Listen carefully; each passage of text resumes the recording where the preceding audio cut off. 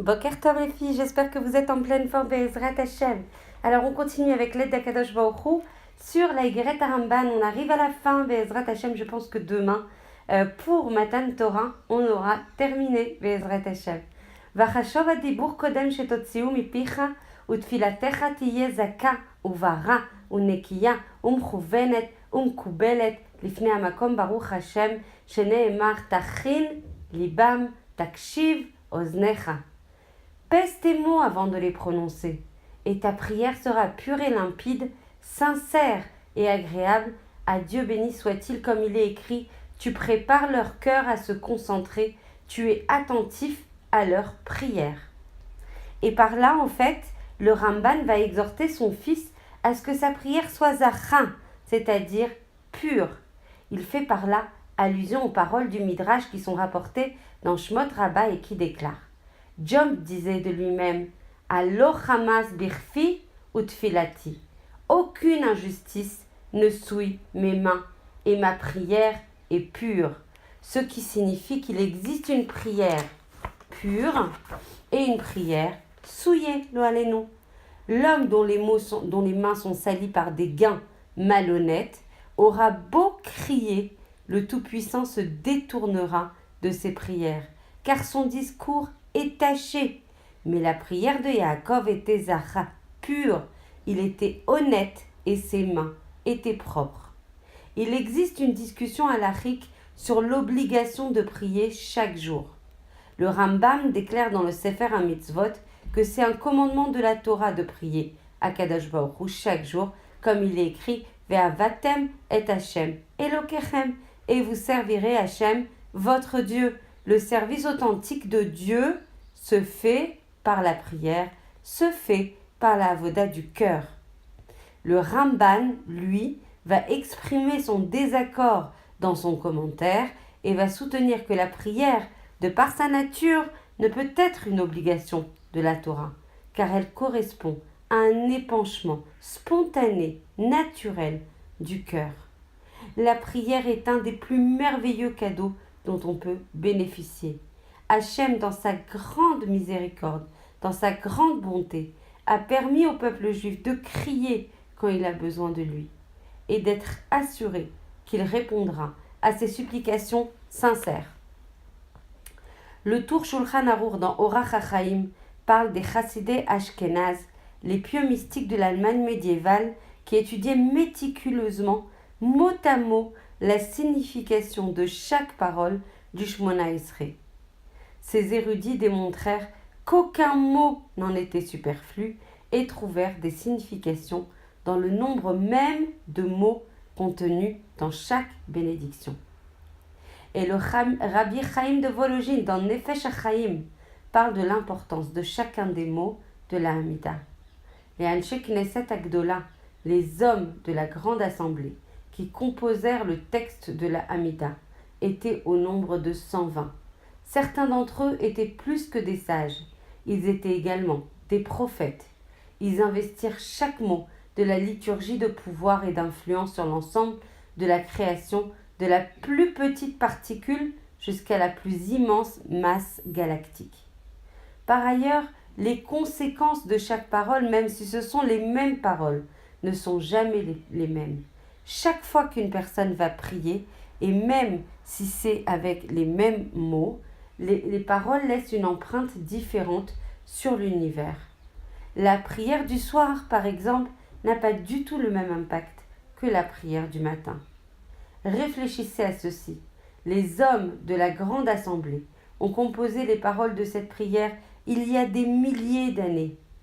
Des myriades, des milliers, des dizaines de milliers, des millions, des milliards de cette prière, des paroles de cette prière ont été prononcées et seront prononcées jusqu'à la venue du Mashiach, et il n'existera jamais de prière identique.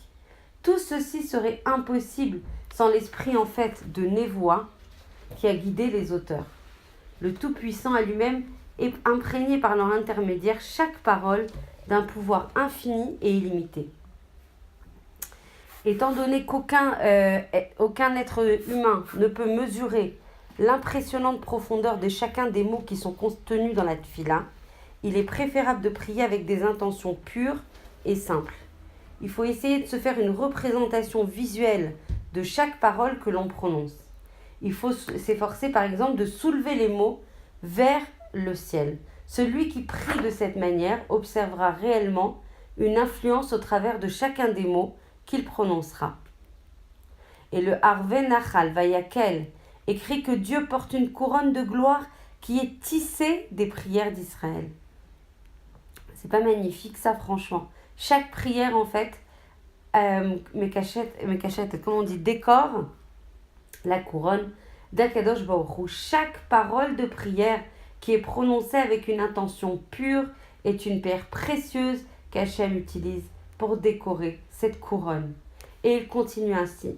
Hachem a dispersé, Hachem a caché des étincelles de sainteté de par le monde entier.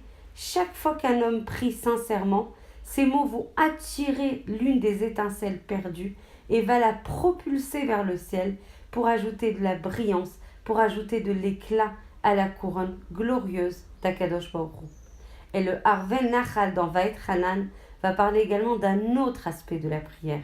Elle est la clé d'un trésor céleste de bénédiction, la concentration, la ferveur pure et sincère des paroles de prière va ouvrir la serrure de chaque trésor qui va révéler des richesses pour le bénéfice de celui qui prie comme pour celui du monde entier.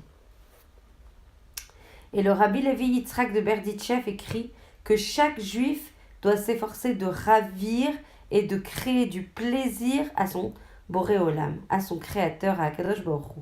C'est le but ultime de la Avodat Hashem.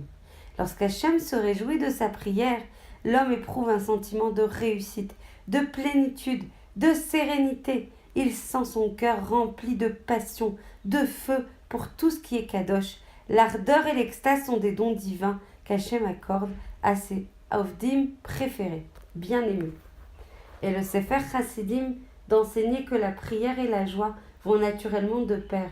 Italalu beshem kodsho, ismach lev mevakshe Hachem. Gloire en son saint nom, soyez joyeux dans votre cœur, vous qui recherchez Hachem. David, le roi d'Israël, accompagnait ses prières et ses psaumes au son de sa lyre afin d'emplir son cœur d'extase et d'amour d'Akadosh Baruch Hu. Et le Sefer Chassidim écrit ailleurs, celui qui prie, celui qui sent soudain son cœur s'emplir de joie et d'amour pour Akadosh Baruch Hu, doit comprendre qu'Hachem a choisi d'exaucer ses vœux, comme il est dit, Veit'aneg al Hachem, veiten lecha mishelot libecha. Réjouis-toi en Akadosh Baruch Hu, et il va t'accorder les désirs de ton cœur. Si cette extase divine survient pendant notamment le Shmona Esrei, en particulier pendant la bénédiction du Shema Kolenu, c'est-à-dire entends nos voix Akadosh Baruch Hu, il doit conclure sa prière par la supplication personnelle suivante. Que ce soit ta volonté, Akadosh Baruch Hu, que cet amour fervent reste toujours fermement implanté dans mon cœur et que mes enfants éprouvent eux aussi cet amour. Je suis désolée, c'est bon, je suis super émue, ça va passer, Be'ezrat Hashem. Celui qui éprouve une bouffée d'extase à un moment quelconque du jour ou de la nuit, en dehors des prières, doit chérir ce moment précieux et rester silencieux jusqu'à que l'intensité de ses sentiments diminue. Ces moments merveilleux d'amour d'Akadosh Baruch Hu, passionnés, sont similaires aux révélations des prophètes d'avant. Ce sont des expériences d'un autre monde.